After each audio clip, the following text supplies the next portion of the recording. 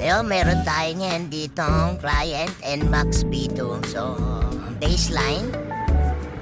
So, 12.5. So, magpapaboltod si boss. Then, basahan natin kung anong magiging reading. Same tune. Sasalpak lang natin yung degree. And tignan natin kung ilan yung magiging gain. So, yan ay naka AFR correct na yan. So, medyo mataas siya. Usually kasi 11 something 10 ang mga stock dito sa akin sa shop na NMAX B2. So yun, nalagyan natin yan ng cam na Team Kanlubang. Bolt on. Let's go. Shout out, Boss Allen. Ayan, dyan sa part na yan. So, kinakalas na natin yung mga pyesa-pyesa ni Boss. Nagagaling-galingin lang tayo dyan. Titignan. Siyempre, press muna natin ang B-ring para maganda. Ayun, Team Kanlubang. Rush out, Boss Allen. Ikot take, tapos isuksok mo na. Ayun, isuksok mo ang mabisang cambio. Ayun, hige. Ayan, tapos salay na lilaan ng rocker ante. Ayan, hati karupit na. Go!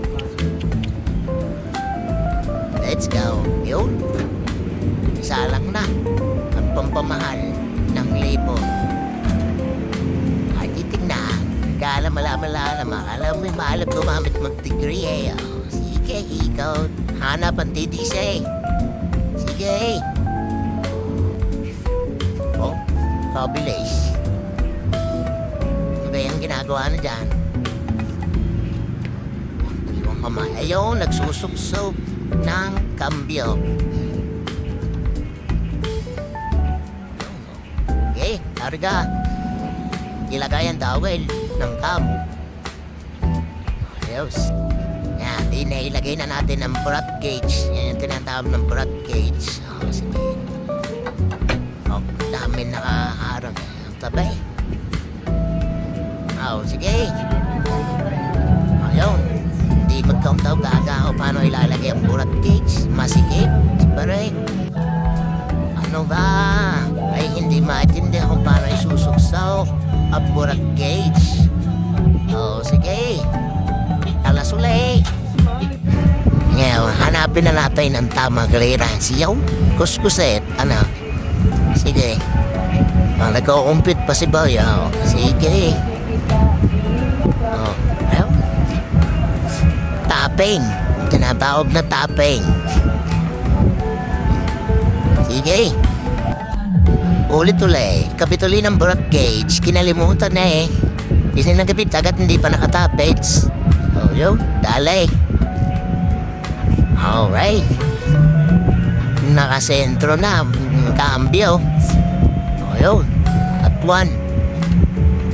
Ni sumentro sa ano eh. Sa 47.5 yung ating cambio na ginamit dun sa sumintro.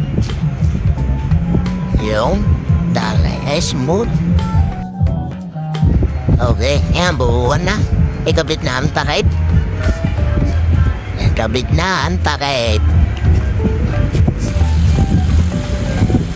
Gumamit na ng pamtamad na gamit. Gumamit na na recrate. Automatic recrate. Pantamad. Sige. Yan. Ang BBA. Okay. Kabit na din. Saan kisip? Yan. Ay kabit ang H2O pump. Yaw. Damit ng recrete na tamad. Ngayon tantay. Yay, suksok po po. Yan. Huwag mo pirsahe.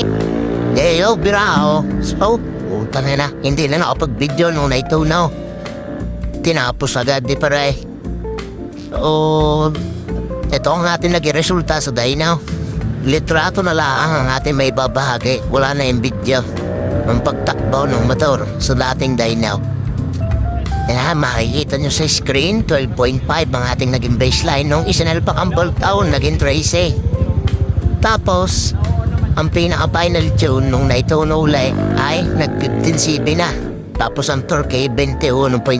Ngayon, itignan natin kung ano masasabi ng ating customer. Kung siya kayo natuwa. Okay. Grabe, pataas ng pataas.